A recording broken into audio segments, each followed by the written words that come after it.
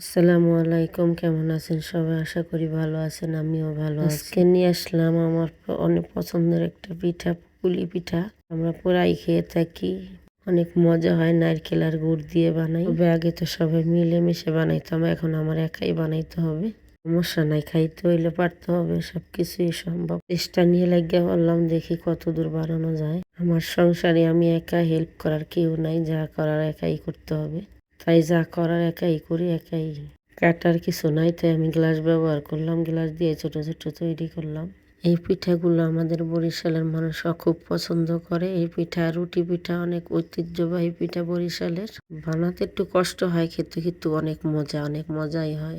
কারা এই পিঠাগুলো পছন্দ করেন কমেন্ট করে জানাবেন। আর যদি ভালো লাগে লাইক কমেন্ট শেয়ার করে পাশে থাকবেন। আপনাদের প্রতি আমার ভালোবাসা ও দোয়া রইল। সবাই আমার জন্য দোয়া করবেন। আল্লাহ হাফেজ।